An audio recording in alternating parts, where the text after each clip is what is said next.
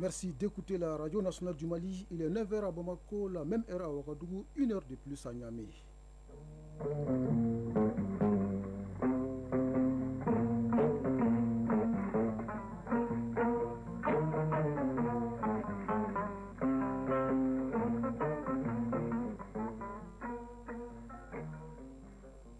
Le journal Bourama Traoré. Mesdames et messieurs, bonjour et bienvenue dans la première édition du Mali Actualité, les titres. Nouvel an, nouveau défi, le président de la transition se prononce sur des mesures en cours pour résoudre la crise énergétique. Des dispositions sont également prises pour le développement socio-économique du Mali. Le chef de l'État s'est adressé hier à la nation. Nouvel an, leur thème respecte la tradition. Il a offert un grand show de fin d'année à ses auditeurs et téléspectateurs dans un décor moderne avec une thématique assez révélatrice, le Mali, un peuple, un but, une foi.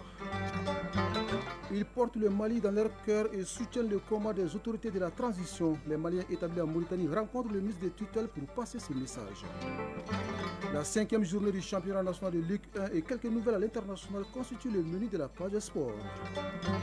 Dans la chronique de l'environnement de ce mercredi, focus sur un document de référence, le répertoire des espèces forestières du Mali. Il est essentiel pour l'équilibre environnemental et les moyens de subsistance des communautés. C'est tout pour les titres.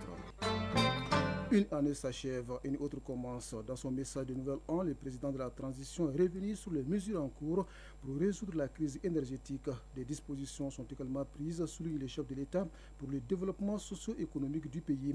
Autre annonce, 2025 est décrétée année de la culture au Mali. La synthèse de l'adresse présidentielle avec Mahamadou Kone. Pour la 4e fois à l'occasion du nouvel an, le président de la transition adresse ses vœux à l'ensemble des Maliens. Des vœux pour que 2025 soit une année de grandes réalisations et de grands défis à relever pour la satisfaction de l'ensemble de ses compatriotes. Le discours de nouvel an est aussi un moment de jeter un regard sur l'année qui s'achève. Pour le général d'armée Assimi Goïta, des résultats communs ont été enregistrés malgré les difficultés. Des réformes et initiatives ont permis de consolider la souveraineté, selon le chef de l'État, qui estime que les Maliens doivent être fiers de ce qui a été accompli. Le président de la transition salue la résilience des Maliens tout en leur rendant hommage pour leur soutien indéfectible à l'occasion des grandes réformes entreprises par les autorités de la transition.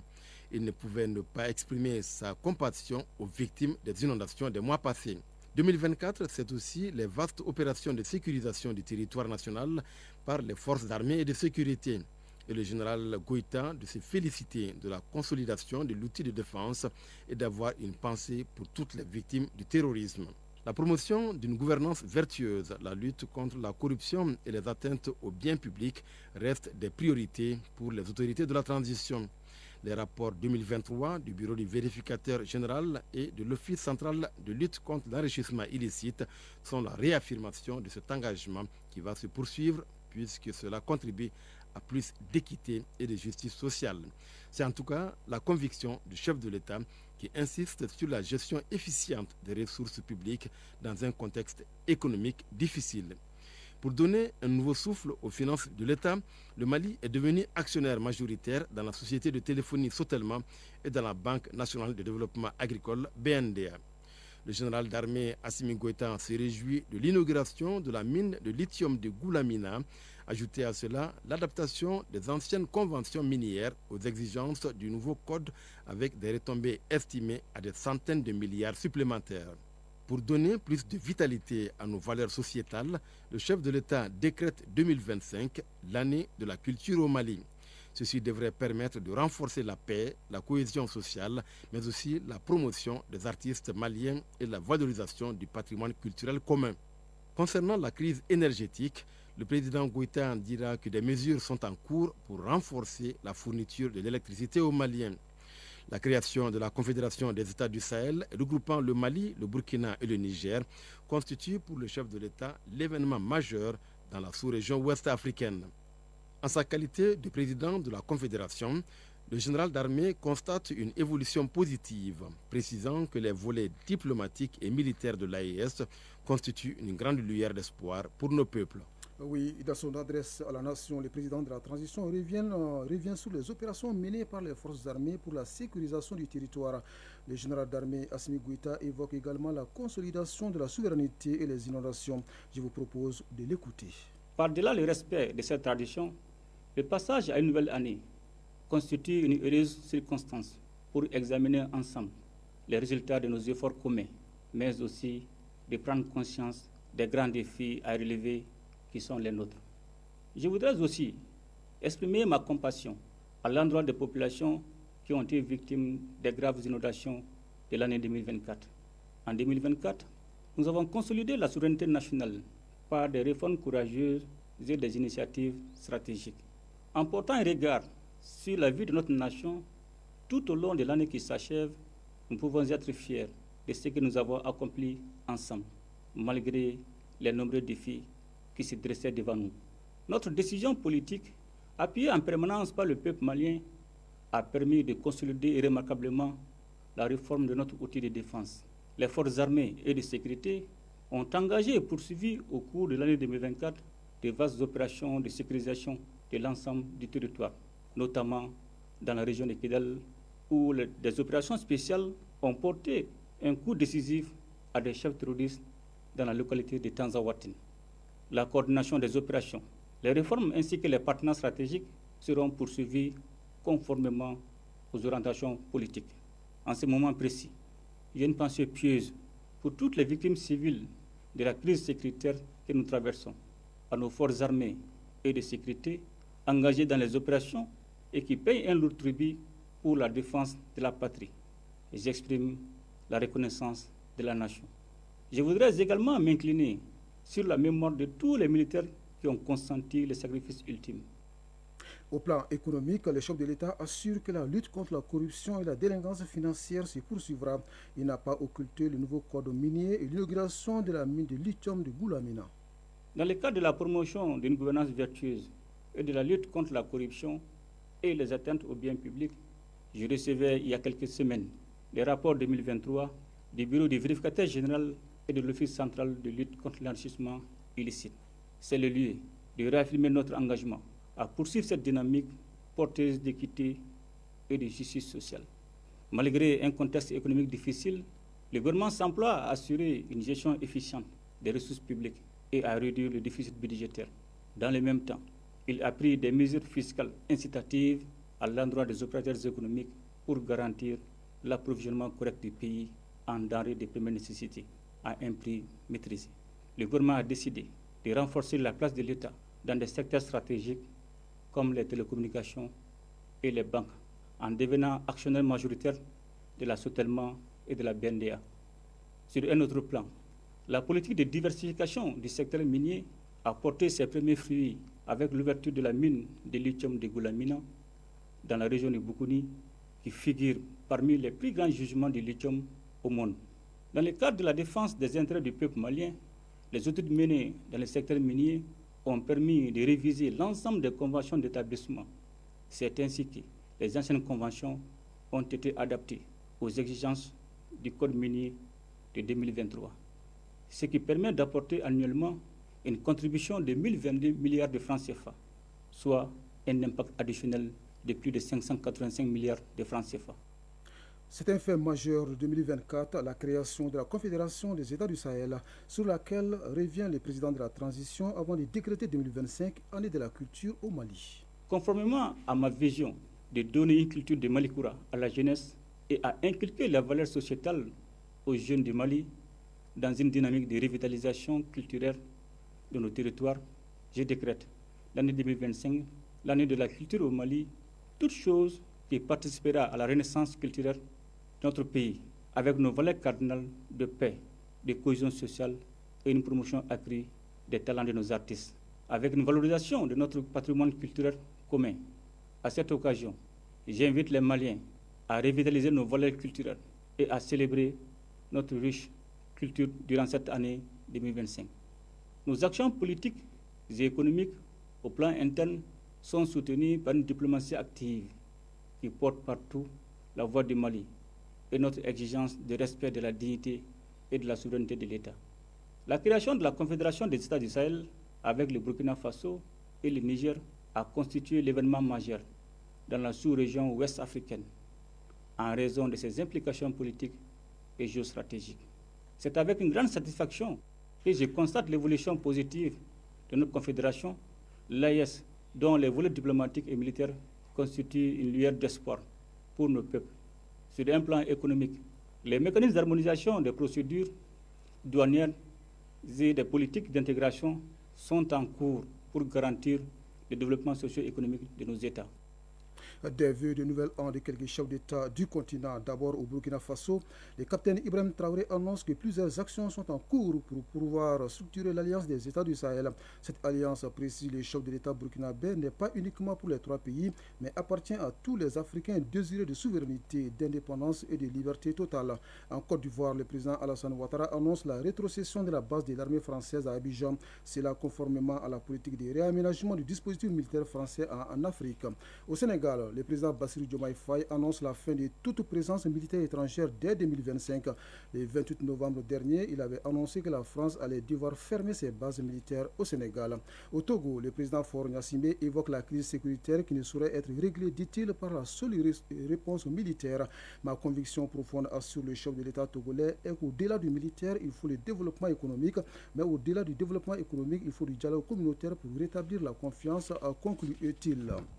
En Guinée, 2025 sera une année électorale, assure le président Mamadi Doumbouya lors de ses vœux de nouvel an. Au programme des élections législatives, présidentielles et communales, ainsi qu'un référendum pour l'adoption d'une nouvelle constitution.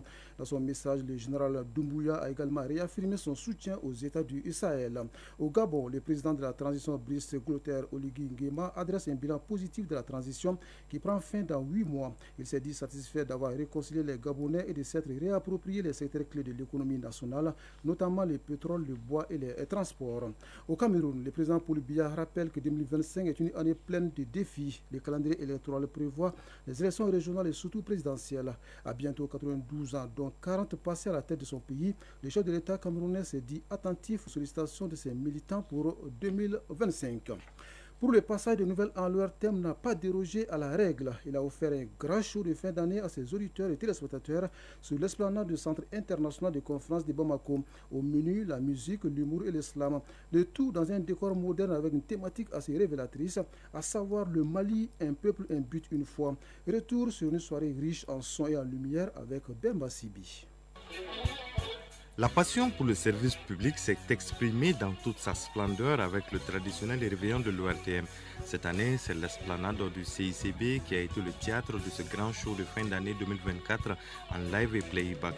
Plusieurs artistes se sont succédés pour cette soirée pour accueillir 2025 dans la joie. Et le public n'a pas regretté le déplacement. Djenaba Kone, spectatrice. Vraiment, on est toutes contentes. Les artistes, les animateurs, tout est parfait. Amadou Traoré, spectateur. Nous avons traversé des moments très difficiles en 2024. 2025, je souhaite que le Mali soit un pays très réconcilié, un pays prospère. Madina Tal, spectatrice. Je souhaite une très bonne et heureuse année 2025 dans la santé, dans la longévité et surtout beaucoup de réussite à tout un chacun. Ce sont les mêmes vœux qui résonnent en coulisses avec les artistes programmés pour cette soirée. Amadou Bagayoko, artiste. On est beaucoup optimiste pour l'année qui va venir. Nous souhaitons que 2025 soit une année de prospérité et de joie. Oumou Sangare, artiste. Mes vœux les plus ardents est que la paix revienne dans mon pays. Master Soumi, artiste. Mes pensées surtout vont à l'endroit de tous nos frères et sœurs qui se battent au front tous les jours, au péril de leur vie, afin que nous, vous, tout le monde au Mali puisse vraiment vivre en toute quiétude. 2025 annonce de belles perspectives. Le public ORTM a été bien servi, la cadence sera maintenue. Hassan Baba Djombele, directeur général de l'ORTM. Nous allons apporter un plus dans le programme que nous proposons d'habitude, mais nous allons mettre un accent particulier sur nos langues d'abord, mais ensuite un accent particulier sur tout ce que nos forces de défense et de sécurité sont en train de faire sur le terrain pour permettre justement à notre pays de vivre dans la quiétude. Vous le savez, nous sommes aujourd'hui dans un ensemble qu'on appelle la Confédération des États de l'AES. Et dans ce cadre-là, nous sommes avec les directeurs des médias publics, notamment du Niger, du Burkina Faso, pour voir comment ensemble mutualiser les efforts pour permettre justement à nos populations de comprendre les orientations de nos chefs d'État. Le Grand Show 2024 a donc été un véritable moment de communion autour de l'essentiel, le Mali. Mohamed Ag Al-Bachar, chef de cabinet du ministre de la Communication, de l'économie numérique et de la modernisation de l'administration. La thématique de ce soir, un peuple, un but, une foi, elle est pertinente. Elle est pertinente quand on voit les défis immenses auxquels fait face notre pays aujourd'hui, qui est agressé de l'intérieur aussi bien que de l'extérieur. Aujourd'hui, je ne peux que saluer au nom du ministre Hamdou Aguilien la thématique choisie pour l'ORTM qui permet aujourd'hui de ramener les Maliens, de les rassembler autour d'un seul idéal qui est celui de notre pays, le Mali. Le Mali se lisait également en toile de fond dans les messages des artistes chanteurs et slameurs. Un Mali un et indivisible.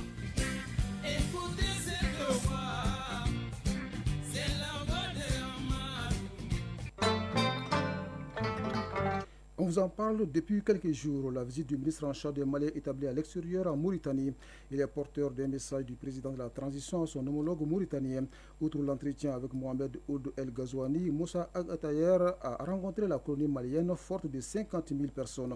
Occasion pour lui de donner à nos compatriotes les informations de première main sur la situation sociopolitique et sécuritaire au Mali. La teneur de cette rencontre intermalienne avec nos envoyés spéciaux Ousmane Daw et Idrissa Traoré. Pour répondre à l'appel du Mali, le ton est donné par l'hymne national. Après 1 minute de silence est observé pour les victimes maliennes de l'immigration. Ensuite, l'ambassadeur du Mali en Mauritanie fait étalage de l'apport des Maliennes à sa juridiction et aussi quelques difficultés, dont l'obtention du titre de séjour. Bakary Doumbia, ambassadeur du Mali en Mauritanie. Estimé à 50 000 personnes, la communauté malienne établie en Mauritanie, qui est la deuxième en nombre après celle du Sénégal, exerce pour la plupart dans les secteurs informels de l'économie mauritanienne et a la double réputation d'être constituée de bons travailleurs et d'honnêtes personnes. Pour des raisons de sécurité, le gouvernement mauritanien a pris un certain nombre de mesures, notamment l'instauration de la carte de séjour pour tous les étrangers vivant en Mauritanie, y compris les ressortissants maliens, entraînant ainsi des difficultés dans la mise en œuvre de la Convention d'établissement et de libre circulation des personnes signée entre la République du Mali et la République islamique de Mauritanie le 25 juillet 1963 à Nouakchott. Échanger, écouter, partager les vraies informations du pays sans détour ni langue de bois avec les grands changements des autorités de la transition à l'endroit de la diaspora malienne. Moussa Ag Atayer, ministre des Maliens établis à l'extérieur et de l'intégration africaine. La place de la diaspora s'est considérablement améliorée, pour ne pas dire s'est renforcée depuis l'avènement de la transition. La diaspora est représentée au Conseil national de transition. La diaspora est représentée au Haut Conseil des collectivités et avec l'adoption de la nouvelle constitution, la future Assemblée nationale va réserver également un quota pour la diaspora au sein de l'Assemblée nationale, au sein du Sénat et également au sein du Conseil économique, social et environnemental. Ce n'est pas un cadeau qui est fait pour la diaspora, c'est parce que la diaspora les mérite. Tour à tour, par la voix de leurs représentants, les différentes associations maliennes en Mauritanie ont énuméré un certain nombre de préoccupations auxquelles le ministre a promis dans l'échange avec la Mauritanie de trouver des solutions. Le président de la transition, chef de l'État, a soumis une lettre de cadrage au gouvernement. Et cette lettre de cadrage est constituée de 8 points. Et dans les 8 points, au 7e point figure la protection, l'accompagnement, l'assistance des Maliens de l'extérieur. Je vous donne l'assurance que ce point 7 des instructions du président, notre boussole dans tout ce que nous allons entreprendre au sein du département, c'est-à-dire nous allons donner la priorité à la protection, à l'accompagnement et au bien-être des Maliens qui vivent à l'extérieur. Au sortir des échanges, les Maliens de Mauritanie ont réitéré leur accompagnement et soutien à la transition et le ministre de leur demander d'être toujours de bons ambassadeurs pour le pays, car pour lui, aucun Malien ne sera laissé pour compte. Nouakchott, Ousmane Daou, Idrissa Traoré pour l'ORTM.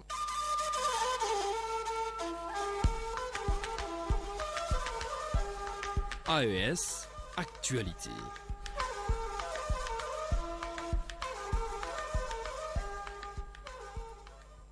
Au Burkina Faso, après l'effort, la récompense, une quinzaine d'acteurs du monde scientifique ont été distingués pour leur production dans les domaines des sciences de la santé, des sciences agricoles et environnementales. Les lauréats ont reçu leur prix à la faveur de la 4e édition de la Nuit de l'excellence scientifique. Le rendez-vous biennal vise à promouvoir la recherche et l'innovation au service du développement.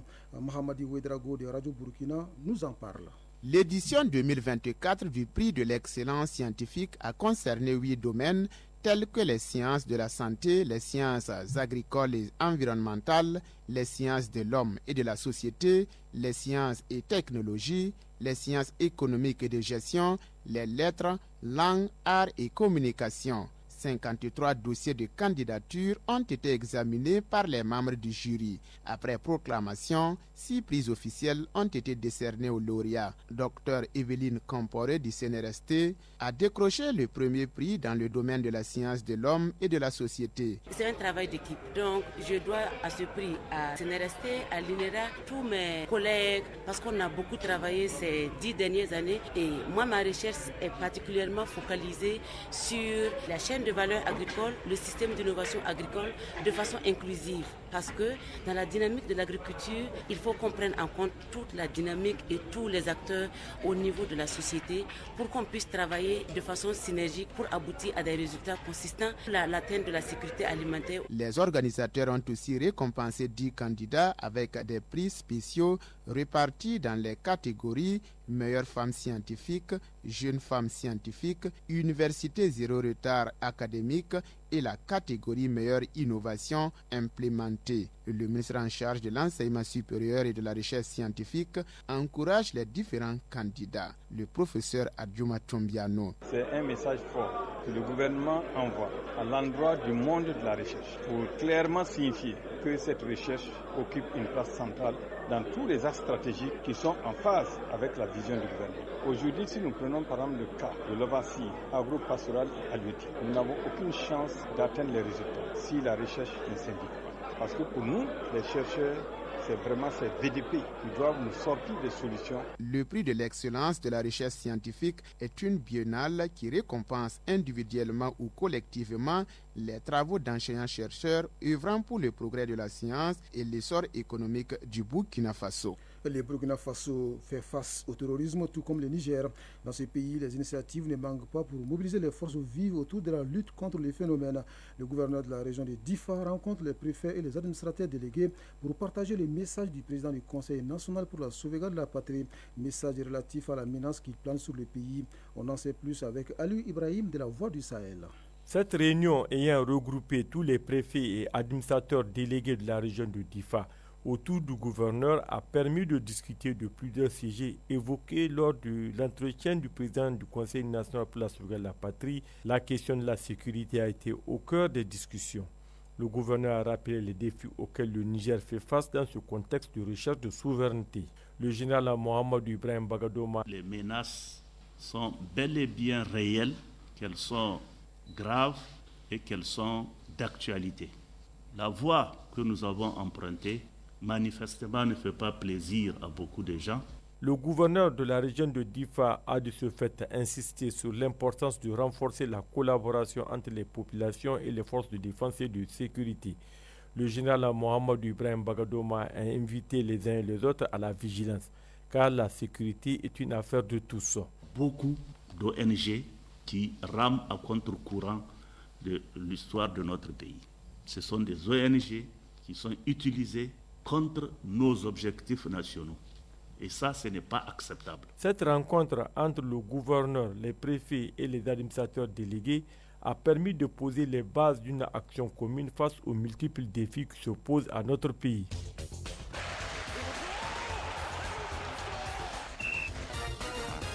En sport, l'actualité au Mali, c'est la 5e journée du championnat national de Ligue 1 qui a démarré hier. À l'international, quelques nouvelles sont à noter. La synthèse de l'actualité sportive porte la signature d'Aredjou Matina. Après quelques jours d'arrêt en raison de la rencontre retour de l'équipe nationale locale contre la Mauritanie dans le cadre du CHAN, le championnat national Ligue 1 professionnel a repris ses droits hier mardi 31 décembre 2024 à la faveur de la 5e journée. Ainsi, 3 matchs ont été joués. L'association sportive de Korofina ASCO s'impose 1-0 face à l'AS Bakaridjan. Le Stade malien de Bamako l'emporte 2-0 devant l'USFASA. Et match prolifique 3 buts partout entre l'AS Real de Bamako et le FC Diarra. La 5e journée se poursuit demain jeudi avec 3 oppositions. Au stade Salif Keita Domingo de Kati, les étoiles du Mandé jouent contre les 11 curateurs. Au stade Mamadou Konaté, à 16h, l'AS Police affronte l'US Bougouni et à 18h, Afrique Football Elite AFE croise l'US Bougouba. L'affiche Djoluba Athletic Club Binga FC est reportée à une date ultérieure en raison du déplacement des Rouges de Bamako qui jouent ce dimanche en Angola contre Esperanza Sagrada au compte de la 4e journée des matchs de poule de la Ligue africaine des champions. Quant au Stade malien de Bamako, il reçoit dimanche au compte de la 4e journée des rencontres de groupe de la Coupe de la Confédération, la Renaissance sportive Berkana du Maroc. Quelques nouvelles.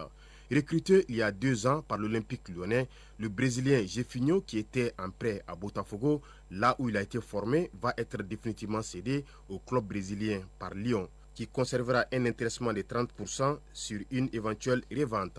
En grande forme avec Liverpool, le latéral droit anglais Alexander Arnold a informé son club Liverpool de son désir de rejoindre le Real Madrid.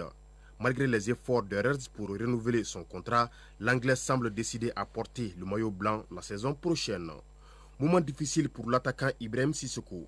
L'international malien de l'AS Saint-Étienne, club de Ligue 1 française, a été suspendu pour 7 matchs, dont 5 fermes par la commission de discipline de la Fédération française de football. Cela après avoir été exclu en Coupe de France contre Marseille pour avoir mis la main dans le visage du défenseur argentin de l'Olympique de Marseille, Leonardo Balerdi. Championnat anglais pour terminer. La dernière rencontre de la 19e journée de Premier League oppose ce mercredi à 17h30 Brentford à Arsenal. Les Gunners, en cas de victoire, reprendront la 2e place à Nottingham Forest avec 39 points. Liverpool est leader avec 45 points et compte également un match en retard. Chronique de l'environnement. Dans la chronique de l'environnement de ce mercredi, gros plan sur un document de référence. Entendez par là les répertoires des espèces forestières du Mali, un texte pour mettre en valeur la richesse et la biodiversité forestière qui est essentielle pour l'équilibre environnemental et les moyens de subsistance des communautés. Nous avons rencontré un expert en biodiversité, question de mieux comprendre l'importance du répertoire des espèces forestières. Ces explications dans ce compte rendu signé Agibou Koulibaly. Le Mali dispose désormais d'un répertoire officiel des espèces forestières fruit de plusieurs années de recherche et de collaboration entre experts locaux et internationaux. Ce document de 368 pages répertorie des centaines d'espèces réparties sur plusieurs genres avec une priorité donnée aux espèces endémiques et menacées. Soumana Fofana, conseiller technique au ministère de l'Environnement, de l'Assainissement et du Développement durable. Il y a un répertoire des espèces forestières du Mali qui est le fruit de la synthèse des résultats des inventaires forestiers réalisés en 2006 et en 2014, respectivement dans les régions de Mopti, Tombouctou, Gao, dans le cadre de la mise en œuvre du programme environnemental d'appui à la lutte contre la désertification qu'on appelle PARCD et du programme Alliance globale contre le changement climatique AGCC Mali dans les régions de Kaï, Kouloukro, Sikasso et Sékou. Et ces 2 inventaires ont été financés par notre partenaire stratégique, l'Union européenne, pour la mise en œuvre des actions d'afforestation. Donc au terme de ces 2 études, on a pu quand même mettre en place un répertoire des espèces forestières du Mali et sur la base de ces inventaires. Donc ce présent inventaire est le résultat effectivement de ces inventaires, mais qui a été renforcé aussi par de nombreuses sources de référence et de la littérature existante, la perception des communautés rurales ainsi que les différents rapports du Mali sur les ressources génétiques et forestières, sans oublier l'apport inestimable des personnes et ressources qui sont citées effectivement dans ce document. Les experts qui ont été quand même mis à profit aussi pour finaliser et mettre ce répertoire sur des normes internationales dont la présentation doit respecter un certain nombre de critères. Soumana Fofana précise que le répertoire s'appuie sur des critères tels que la valeur écologique, économique et sociale des espèces. Ce répertoire a été établi en tenant compte non seulement des familles, des genres, et dans cela on a classé d'abord les familles par ordre alphabétique et dans les familles les espèces ont été classées aussi par ordre alphabétique. Ce qui nous a permis d'avoir en tout cas 2 formes de présentation. Une forme de présentation famille, genre et espèce qui constitue le premier qui est le sommaire même de ce document. En annexe 5, nous avons fait aussi la classification de l'essentiel des 339 espèces. On les a classées par ordre alphabétique. Ce qui permet du coup de chercher l'espèce que vous voulez et de vous référer directement sur la page où l'espèce est décrite avec ses présentations phénologiques, mais aussi ses vertus thérapeutiques. Phénologiques, les périodes de floraison, fructification, etc., feuillaison, qui sont aussi décrits. Et les régions dans lesquelles on peut retrouver effectivement ces espèces et dans quel écosystème on peut retrouver ces espèces. En plus d'être un outil scientifique, ce répertoire joue un rôle clé dans les politiques de gestion forestière. Il guide la réforestation et aide à identifier les espèces à protéger en priorité, explique Soumana Fofana. Ce répertoire a été conçu pour une contribution à mieux connaître la biodiversité forestière du Mali. Donc elle est effectivement, c'est une contribution à la promotion des ressources forestières sur le plan identitaire, donc pour leur identification botanique, biologique et utilitaire et socio-économique, écologique dans un contexte de changement climatique, puisque non seulement au niveau des institutions de formation, ce document peut être utilisé, mais il peut être utilisé par les thérapeutes. Mais au-delà de sa fonction technique, ce répertoire constitue une base solide pour sensibiliser les communautés sur l'importance de préserver la biodiversité. Soumana Fofana, conseiller technique au ministère de l'Environnement, de l'Assainissement et du Développement durable. Ce répertoire permet de connaître la composition de la biodiversité pour ce qui concerne les espèces floristiques. Donc, il permettra de savoir les espèces en voie de régression, les espèces menacées et les espèces quand même endémiques. Par rapport en tout cas à cette classification, ça nous permettra d'entreprendre des stratégies pour quand même assurer la pérennité des espèces qui sont en régression à travers la création d'arboretums et à travers la promotion de la plantation de ces espèces en voie de régression qui constitue quand même un atout majeur dans le cadre de la pharmacopée traditionnelle aujourd'hui au Mali. Un répertoire n'est pas qu'un outil administratif, c'est une arme pour protéger notre patrimoine forestier, conclut Soumana Fofana. Au moment où la déforestation menace l'avenir des générations futures, le Mali doit redoubler d'efforts pour valoriser et actualiser ce trésor écologique. Ainsi s'achève la première édition de Mali Actualité, la première de l'année 2025. Elle vous a été servie par un trio à la mise en onde Bintou Traoré, à la mise en ligne Cheikh Abdul Aziz Koulibaly et au micro Brahma Traoré. Merci à vous de nous avoir suivis. Belle journée à vous et surtout belle année où que vous soyez. Le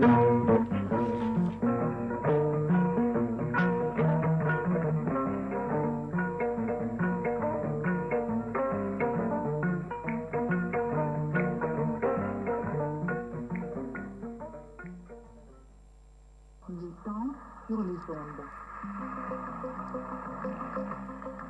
Le temps sur les ondes, la météo est avec vous.